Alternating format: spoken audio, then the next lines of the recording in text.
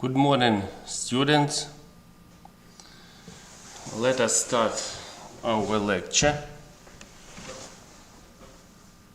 Today we start the section drugs affecting the functions of the effectory organs and system. The first lecture is devoted to agents affecting the functions of the respiratory system. These drugs include following: drugs eliminating bronchial obstruction, drugs used for treatment of acute respiratory insufficiency, breathing stimulants or analeptics, and drugs inhibiting cough reflex, antitussive, and promoting production and discharge of sputum, expectorants. So, eliminating bronchial obstruction, used for treatment of acute respiratory insufficiency, breathing stimulants, and antitussives, expectorants. First of all, about bronchial asthma. Bronchial asthma is allergic disease. This is sample of allergic reaction of immediate type. The essence of the disease is narrowing of bronchi. Narrowing of bronchi. If you see, these are normal airways. These are asthmatic airways. And this is asthmatic airways during the attack. During the attack. Attack is associated with the entrance into the organism of specific molecules, allergic molecules. If first in the organism immunoglobulin E developed to this chemical structure, so after every introduction, every entrance of this molecule into the organism will cause acute allergic reaction, because allergic molecules interact with specific immunoglobulins E. These immunoglobulins localized on mast cells or tissue basophils. That is why interaction between allergic molecule and immunoglobulin E causes release, discharge from mast cells of the group of molecules which we call allergy mediators. The basic substance is histamine and so on, and so on. So histamine and other substances, leukotrienes and so on, cause contraction of bronchial smooth muscle. This is first reason of bronchial obstruction. And second, allergic inflammation of mucosa. It means edema of mucosa and hypersecretion, first of all. That is why there are two reasons of bronchoobstruction. Bronchospasm 1, and edema and hypersecretion of mucosa 2. That is why, while treating patients with bronchial asthma, we should influence on both, on smooth muscles and on bronchial mucosa. Bronchial mucosa. Drugs eliminating bronchoobstruction include drugs eliminating bronchospasm 1. We see three groups by the mechanism of action in bronchiolytics. Agonists of beta-2 adrenoceptors of bronchi, blockers of M-cholineceptors of bronchi, and phosphodiesterase inhibitors or myotropic bronchiolytics. What is the essence of action of these drugs? We need a relaxation of smooth muscles to dilate bronchi. tonicity of smooth muscle, of any smooth muscle, depends on calcium concentration inside the smooth muscle cell. Calcium concentration. The more calcium, the more contractility. So we need to decrease calcium concentration within the smooth muscle cells. It's possible by influencing via innervation, first and second group. First group acts via sympathetic innervation, second group via parasympathetic vagus nerve. So the drugs act via innervation and via receptors for sympathetic and parasympathetic neurotransmitters. And also it's possible to influence smooth muscle cells directly. The agents penetrate through the cell membranes of smooth muscle cells and act directly on these cells. We call myotropic bronchiolytics. Myotropic, it means agents acting directly on smooth muscle cells. How is stimulation of beta-2 adrenoceptors associated with decrease of calcium? The agents stimulating adrenergic receptors in bronchi, there are beta-2 adrenoceptors localized. In stimulation of these receptors, first of all, specific G protein is released that leads to activation of special enzyme adenylate cyclase. This enzyme causes accumulation of cyclic adenosine monophosphate. And accumulation of cyclic adenosine monophosphate stimulates different calcium-dependent processes in smooth muscle cell that leads to decrease of free calcium concentration. Once again, stimulation of beta-2 receptors localized on cell membrane, postsynaptic membrane, causes release of specific G protein, activating G protein. That causes activation of enzyme adenylate cyclase, that causes accumulation of CAMP, that causes to decrease of calcium concentration within smooth muscle cells.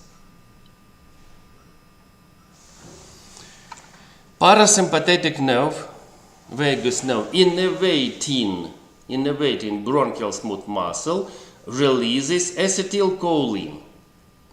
So acetylcholine released from presynaptic membrane interacts with M cholineceptors localized on postsynaptic membrane that causes, on the contrary, increase of tonicity. That is why if we need to relax smooth muscle, we should use antagonists of M cholineceptors. We should block influence of acetylcholine on M cholineceptors. That's why we use M cholinoblockers, M anticholinergics. So we use M anticholinergics. They block M cholineceptors that prevents influence of acetylcholine on M cholineceptors and prevents increase of contractility. The mechanism is associated also with specific G protein.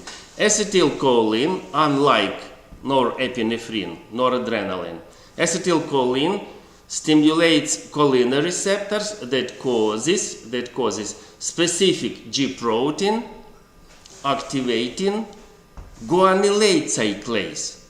Guanylate cyclase, this is enzyme promoting synthesis of cGMP. But cGMP, increase of concentration, promotes increase of calcium and promote contraction. Blockade of M cholineceptors causes decrease of cGMP. That's why decrease of calcium. So we need or increase of CAMP inside the smooth muscle cell or decrease of cGMP. And first group, agonists of beta-2 adrenoceptors, increase CAMP and via this mechanism cause decrease of calcium. Second group, decrease cGMP concentration and via this mechanism causes decrease of calcium. How do myotropic bronchiolytics act? Molecules of these drugs penetrate exactly inside the smooth muscle cell, penetrate through the cell membrane and interact with specific enzyme phosphodiesterase inside the smooth muscle cells. Phosphodiesterase is enzyme cleaving CAMP. CAMP is synthesized because of activation of adenylate cyclase, but after is cleft by phosphodiesterase. If we need increase of CAMP, we need activation of adenylate cyclase or inhibition of enzyme phosphodiesterase cleaving CAMP. That is why we see that first group acts via increase of CAMP and third mechanism acts via increase of CAMP. But second group drugs act via decrease of cGMP.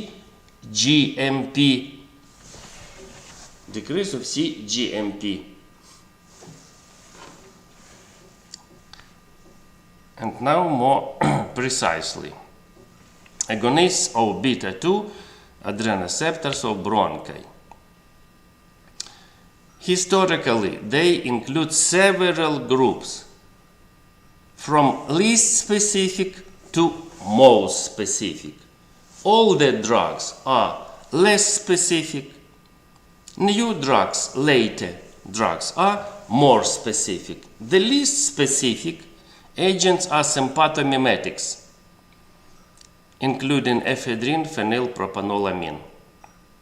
Sympathomimetics means agents acting upon sympathetic nerves, causing activation of release of norepinephrine. And via increase of release of norepinephrine, they increase influence of sympathetic nerves on all organs, including, of course, bronchi. That's why we understand that this is the least specific, because the drugs act not only on bronchi, but on all the rest organs. That is why they can cause different unfavorable effects. Second subgroup, alpha-beta adrenomimetics, epinephrine. This is preparation of adrenaline. Adrenaline belongs to alpha-beta adrenomimetics. It means the agent stimulates both alpha and beta adrenoceptors. More precisely, alpha-1, alpha-2, beta-1, beta-2, beta-3. So epinephrine is non-specific adrenomimetic. It stimulates all of kinds of adrenoceptors. And comparatively, epinephrine acts more on beta adrenoceptors than on alpha. We need in bronchial asthma exactly stimulation of beta-2, but stimulation of beta-1, beta-3 will cause side effects, and stimulation of alpha also will cause side effect. Alpha adrenomimetic effect, this is increase of arterial pressure. For what do we need increase of arterial pressure? But the drug causes. The drug causes stimulation of heart activity, increase of heart rate, increase of contractility, provokes tachycardia and cardiac arrhythmias, and also attacks of angina pectoris. But epinephrine is very strong broncholytics. When we didn't have more specific drugs, of course, we used epinephrine. And nowadays, we use epinephrine, but only sometimes. If more specific drugs are not helpful. Come on. After appeared adrenomimetics without alpha adrenal stimulation activity. Beta adrenomimetics, only beta. We understand that beta adrenomimetics can't stimulate alpha, that's why they don't cause increase of arterial pressure. It's very good. It's very good property in comparison with alpha-beta mimetics and sympathomimetics. But we see isoprenaline and orsiprenaline stimulating both beta-1 and beta-2 receptors also can cause non-necessary stimulation of heart because of stimulation of beta-1. Once again, we need stimulation only beta-2 with bronchial asthma. But the drugs will cause bronchodilation, but at the same time tachycardia, and can provoke cardiac arrhythmias and so on. But these drugs are more specific than epinephrine. And after appeared the group of selective beta-2 adrenomimetics. And nowadays, this group is the most specific, is the best to treat bronchial asthma. Selective beta-2 adrenomimetics. We understand that they don't stimulate alpha, they don't stimulate beta-1, that's why don't cause no arterial hypertension, neither tachycardia, but only dilate bronchi. Only dilate bronchi because of relaxation of smooth muscle cells. First appeared the drugs salbutamol, phenterol, terbutaline, hexoprenaline. When we used only these drugs, we didn't call them short action duration. Of course, we knew that the drugs act for 4 to 6 hours. First, we started to use them in the form of tablets for oral introduction, in the form of solutions for injections. But after, we discovered that these drugs are very effective in inhalation introduction. Inhalation. And that is why, since these years and nowadays, we use all these drugs, selective beta-2 adrenomimetics, only in the drug form for inhalation. These are or aerosols or sprays. A patient puffs, inhales once or twice, and the drug acts. These drugs act for 4 to 6 hours, but of greatest importance, they start to act in 1 to 2 minutes after inhalation. That is why, of course, we started to use these drugs to stop acute attack of bronchial asthma. Once again, because onset is very fast. But action is over after 5 to 6 hours. And in severe asthma, of course, it's necessary to use again. That is why these drugs can be used 3 to 4 times daily, not more. It's prohibited to use more.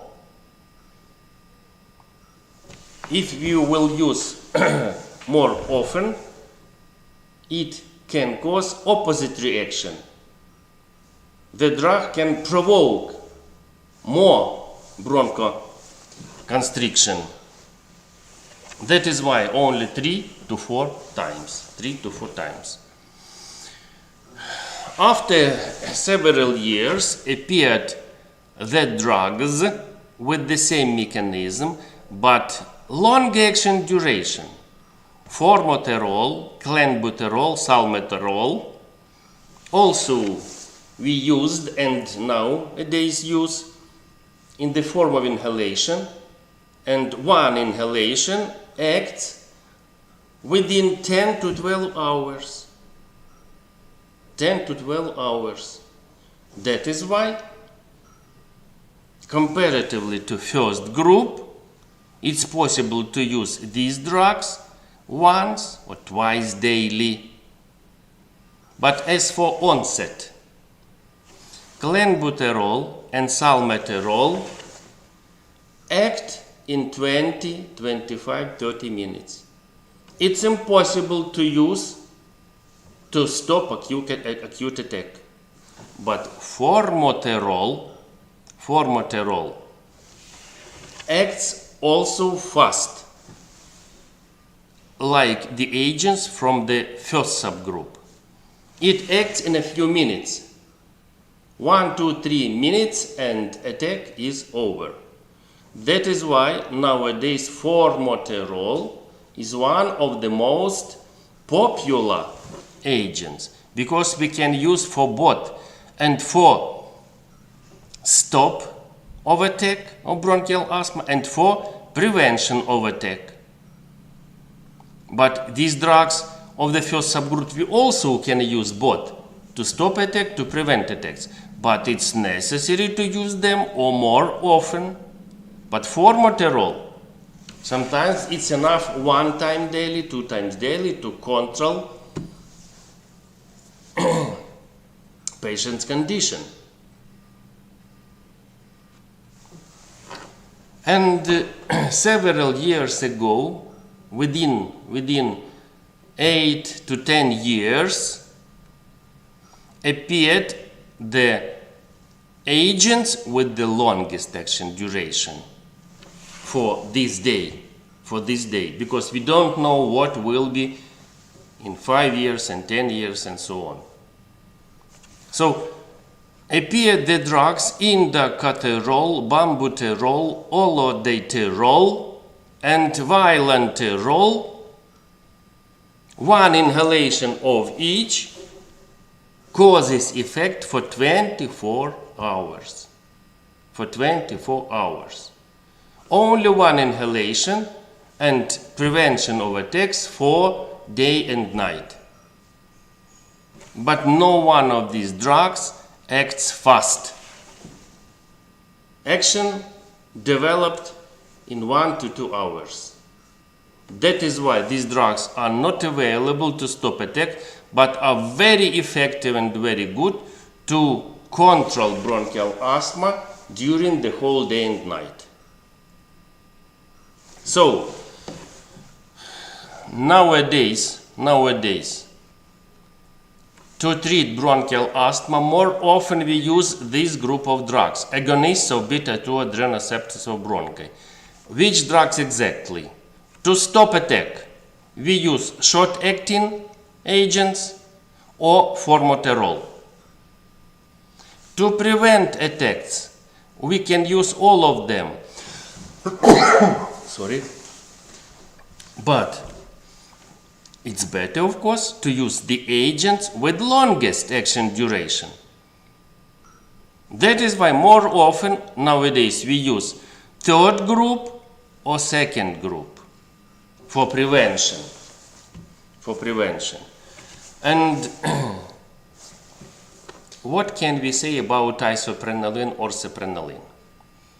maybe no need to memorize these drugs because we have more specific, more selective beta-2 mimetics. No need to forget these drugs, isoprenaline or seprenaline. For example, a patient suffering from bronchial asthma has accompanying heart diseases, bradycardia, or for example, atrioventricular block, AV block. And we need at the same time and relax bronchial smooth muscle, but to stimulate cardiac receptors. And in this situation, the best drugs are isoprenaline or seprenaline. And we will use these drugs. We should know that selectivity of beta-2 adrenaline receptors is relevant. In therapeutic doses, yes, they are selective beta-2 adrenaline mimetics. But in high doses, they also can stimulate heart in high doses. That's why it's necessary to control dosing very thoroughly. And also in high doses, these drugs can penetrate through hematoencephalic barrier, and the agents possess activating influence on the CNS. That's why we should use 1 or 2 inhalations, 1 or 2 puffs only. So isoprenaline or seprenaline, no need to forget, because we can use in bronchial asthma accompanied by bradycardia or AV block. And epinephrine nowadays, epinephrine. If attack is very severe and we use beta-2 adrenaline mimetics and can't help to the patient, we use epinephrine. Epinephrine is more potent broncholytic than all the rest. So in severe attacks, we are forced to use epinephrine independently on different side effects. As for ephedrine, phenylpropanolamine, they are used rarely nowadays, not in real bronchial asthma, more often with bronchitis on the background of increased tonicity of bronchial smooth muscle. Next group, blockers of M cholinesterase. We distinguish drugs with general action, traditional drugs, atropine, metacinium, platyphylline. These drugs can be introduced or orally in the form of tablets or by injections. And after introduction, the drugs act on the whole organism, not selectively. Not only on bronchi, on the heart, on stomach, and so on. The drugs with general action. And the agents with local action, historically second generation drugs. These are derivatives of atropine and like atropine preparations, but if atropine has high bioavailability, penetrates well through different membranes, these agents, first of them is ipratropium bromide, are worse penetrate. That is why these agents are used in the form of aerosol or spray. A patient inhales also once or twice. And agent acts only upon bronchial mucosa and smooth muscle. That is why these agents with local action are more specific, because they don't cause systemic action, don't cause different side effects. What side effects? For example, hypersalivation, tachycardia, increase of secretion of gastric juice with hydrochloric acid, stimulation of peristalsis of GIT, and so on, and so on.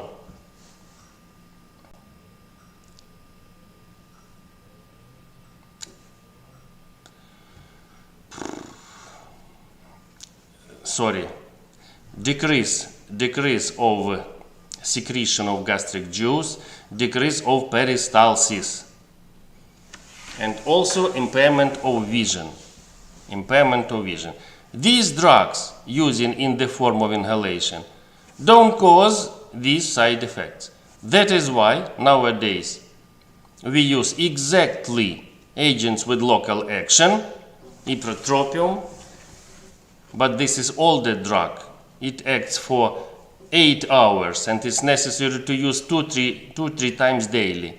Tiotropium, umeclidinium, glycopyrronium, and eclidinium, acting for 24 hours.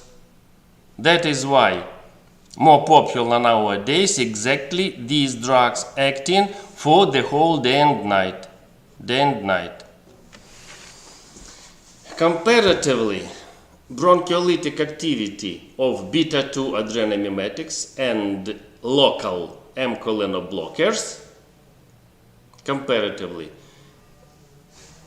activity is a little different. More active are beta-2 adrenomimetics, more active. But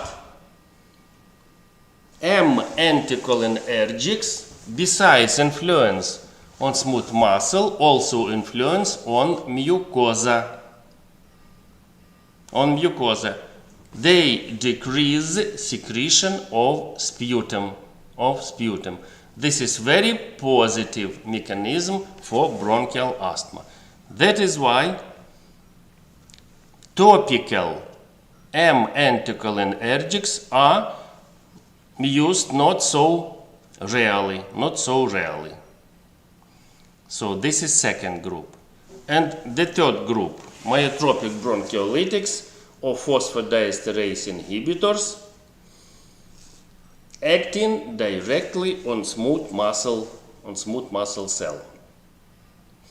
These are theophylline preparations. The basic agent is theophylline. Theophylline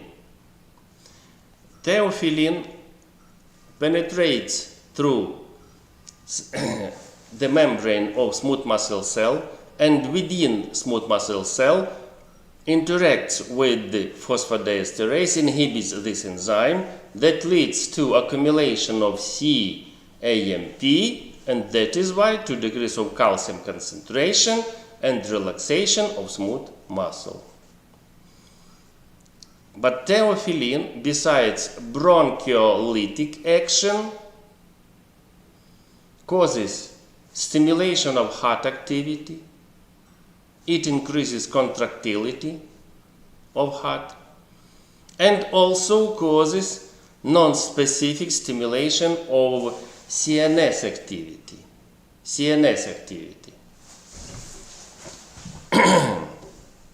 That is why it's necessary to be very attentive and strictly follow the dosing of preparation. Theophylline itself is used only orally because it is not water soluble.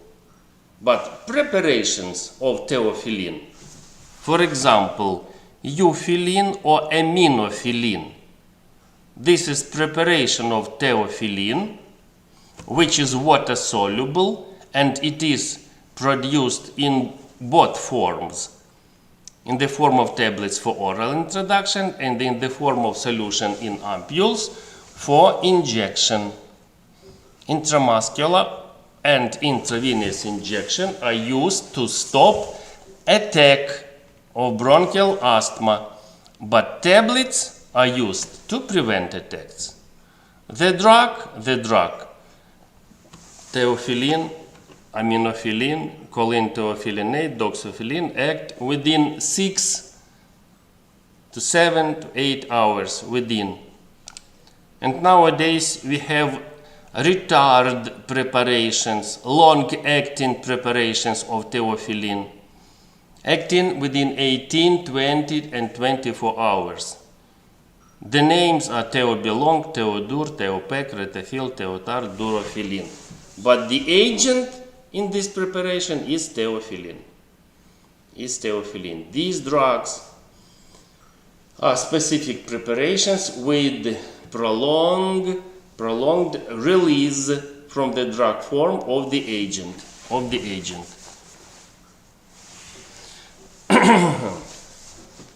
So, to stop attack of bronchial asthma, we can use short-acting beta-2 adrenomimetics or beta-2 adrenomimetic with intermediate effect formoterol, or we can use aminophylline for injections. But exactly in intravenous injection, which is effective as broncholytic, we can cause stimulation of heart and the brain. That is why in intravenous introduction, we should introduce very slowly and exactly.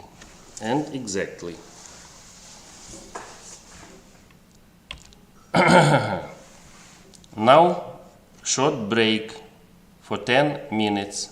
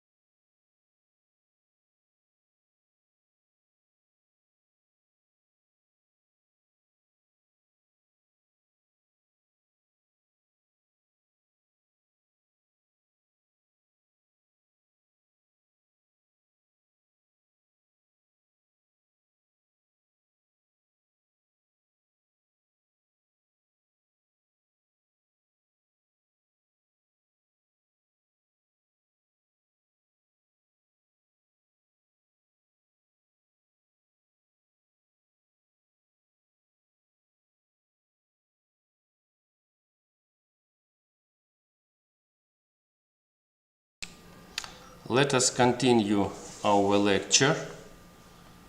Let us continue. So, if the first group is the groups of drugs acting on bronchospasm, the second group eliminating bronchoobstruction. These are drugs acting on both and bronchospasm, on bronchial smooth muscle, and also on bronchial mucosa. The drugs eliminating edema and hypersecretion also. These drugs include specific anti-allergic, anti-inflammatory agents, stabilizers of mast cells membranes, antagonists of allergy and inflammation mediators, glucocorticoids, and combined drugs. Drugs, ready-made preparations, including 2 or 3 agents from different groups. Stabilizers of mast cell membranes. These agents decrease release of allergy mediators.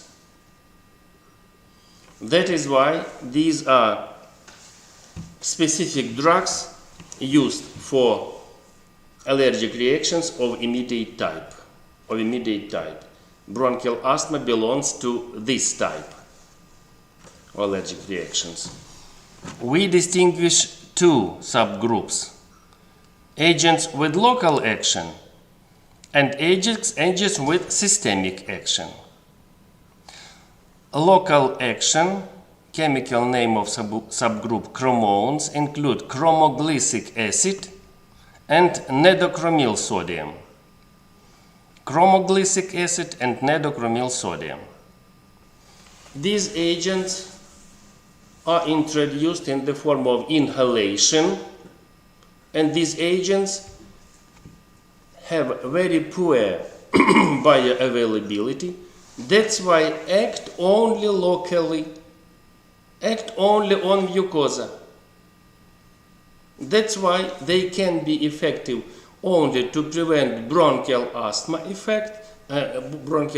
attacks or acute reactions on pollens.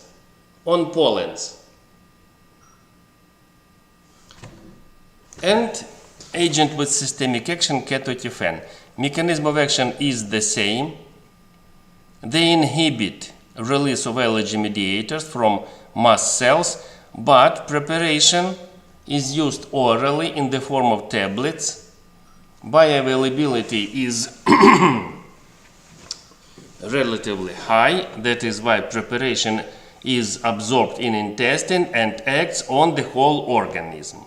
That is why it can be used to prevent different allergic reactions of immediate type, including bronchial asthma.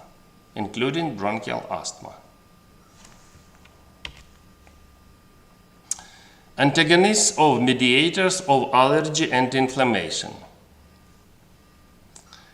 They include following: inhibitors of phosphodiesterase 4. Phosphodiesterase is the family of enzymes. We distinguish several subtypes, 11 or 12 subtypes of phosphodiesterase. And PDE phosphodiesterase 4, this is an enzyme in the cells of lungs, of bronchi, of connective tissue of lungs. An inhibition of this enzyme causes inhibition of processes of allergy and inflammation. The agent is roflumilast. It's additional drug improving patient's condition suffering from bronchial asthma, roflumilast. Next, antagonists of leukotrienes. Leukotrienes, earlier we called these substances slow reacting substance of anaphylaxis, slow reacting substance. Nowadays we call it leukotrienes. Leukotrienes cause bronchoconstriction. One of effects of leukotrienes is bronchoconstriction. What is the origin of leukotrienes? Leukotrienes are produced from the cleavage, because of cleavage of arachidonic acid. Arachidonic acid is metabolite produced from membrane phospholipids. So in metabolism of phospholipids, all time membrane phospholipids are changed. Old phospholipids are destroyed because of influence of enzyme phospholipase A2 with formation of arachidonic acid and factor lysopef, platelet activating factor. And arachidonic acid after is cleft by two pathways. First pathway by COX cyclooxygenase and second pathway LOX lipooxygenase.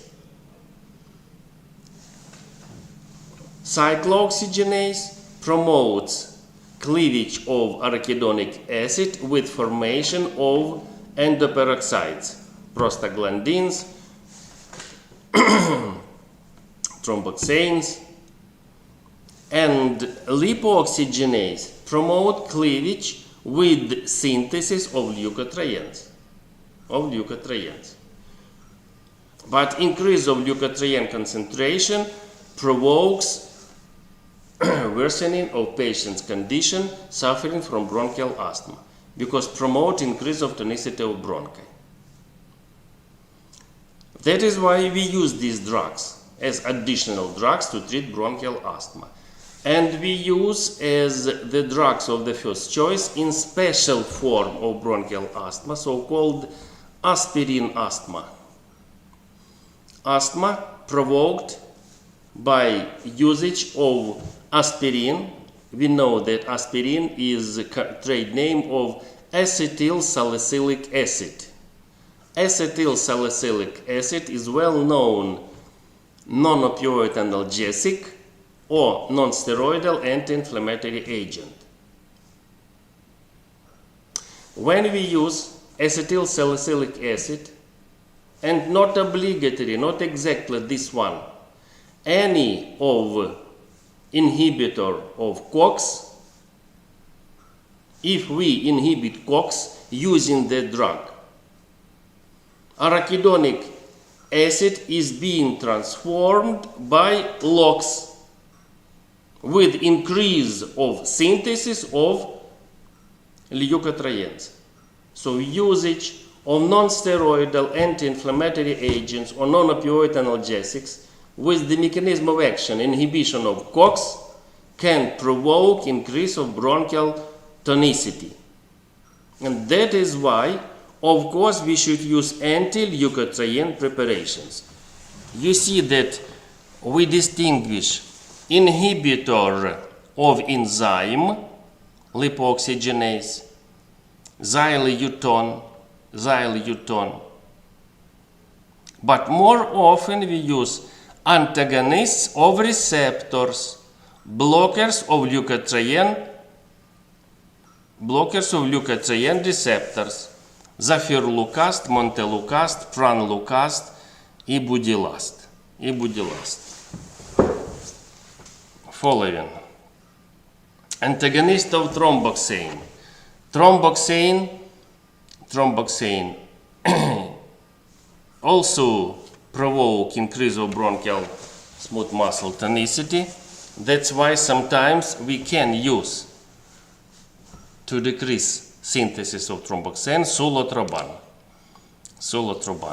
And monoclonal antibodies.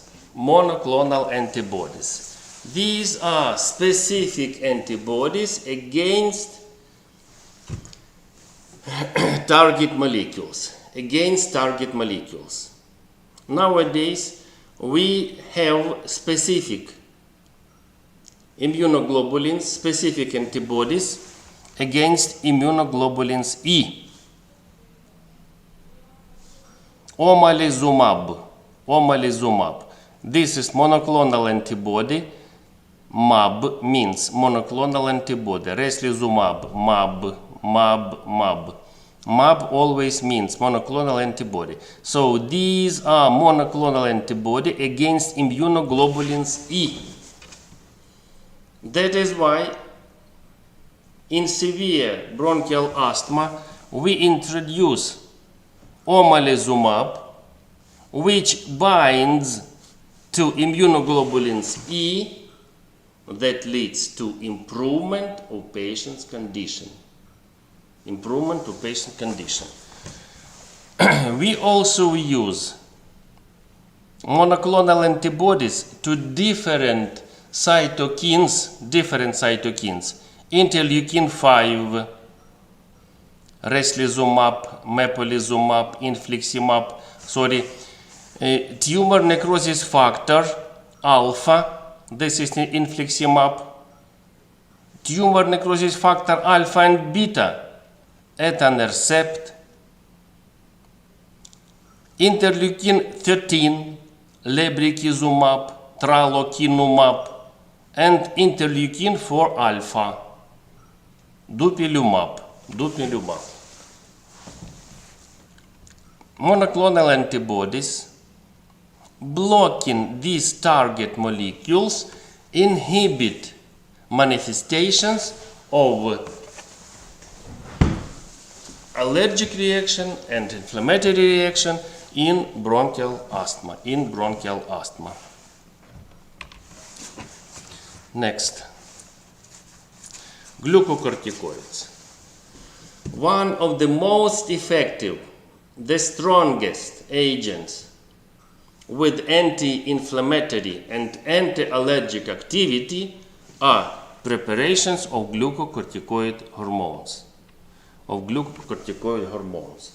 We distinguish preparations of natural hormones, hydrocortisone acetate, hydrocortisone hemisuccinate, and synthetic analogs. Synthetic analogs include prednisolone, methylprednisolone, dexamethasone, triamcinolone.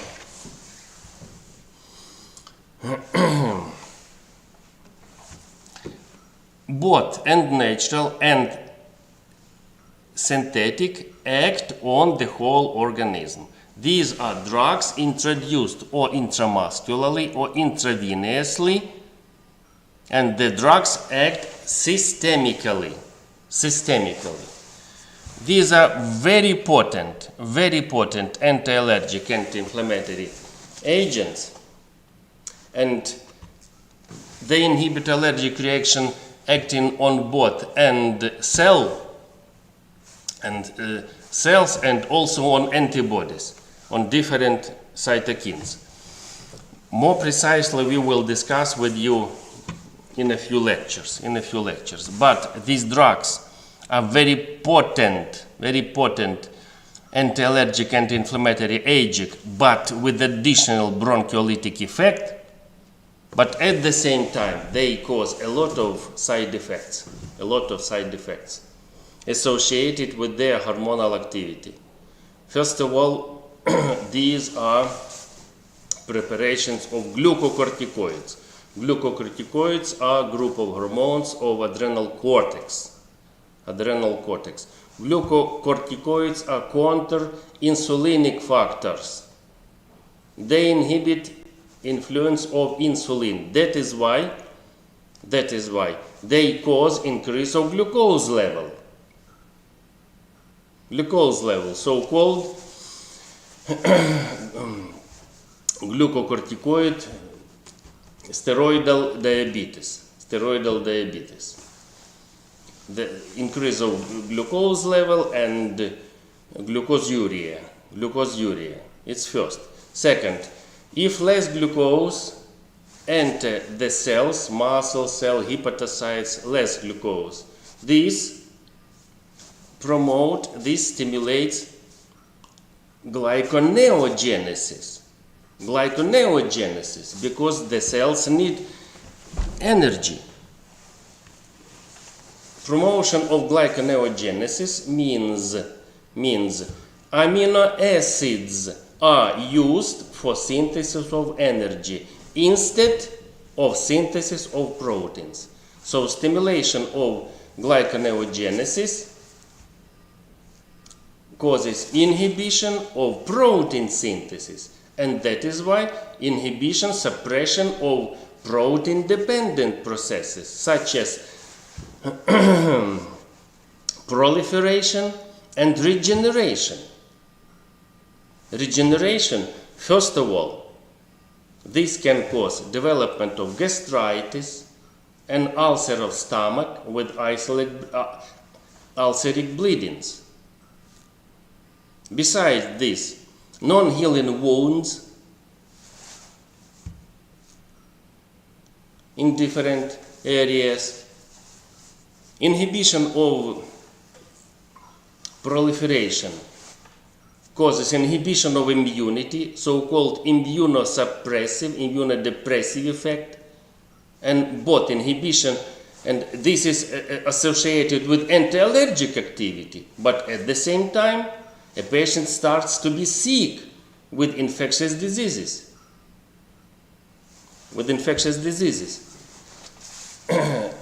Besides, the drugs have been glucocorticoids, they have partial activity of mineralocorticoids.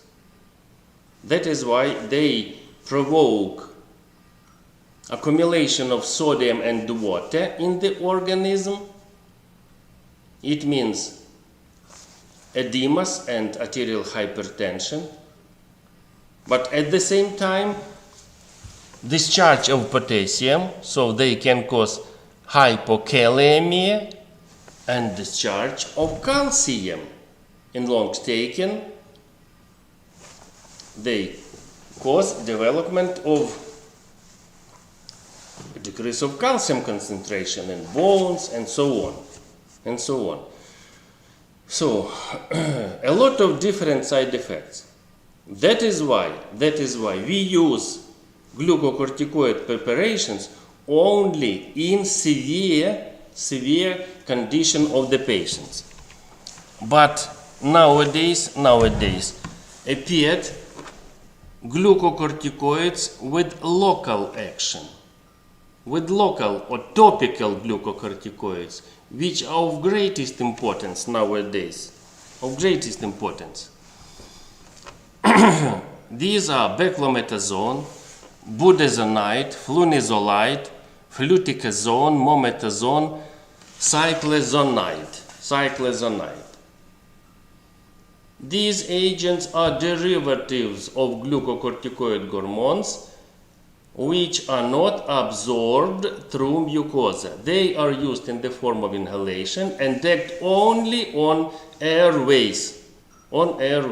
That's why they don't cause systemic effects, but they are very effective as anti-inflammatory, anti-allergic, and nowadays usage of topical glucocorticoids is very helpful for treatment of bronchial asthma. Combined drugs. These are ready-made drugs containing several agents. Theophylline plus ephedrine, phenytoral plus ipratropium bromide. These are all the drugs. Phenytoral beta-2 adrenomimetic. Ipratropium is topical M-colon blocker. Phenytoral chromalin nitrate, salbutamol chromalin nitrate, salmeterol fluticasone, formoterol budesonide. These are examples of beta-2 adrenomimetic combined with topical glucocorticoid. These drugs, ready-made drugs, also are very popular. And the latest, which are the most effective, vilanterol, umeclidinium bromide. Vilanterol is long-acting beta-2 adrenomimetic, umeclidinium long-acting topical M-colon blocker. Same indacaterol plus glycopyrronium. different representatives, but two mechanisms. Olodaterol plus tiotropium bromide, third sample of this combination. And very effective is vilanterol plus fluticasone. Vilanterol is long-acting beta-2 adrenomimetic, fluticasone is topical glucocorticoid. So these combinations are very effective and very popular nowadays.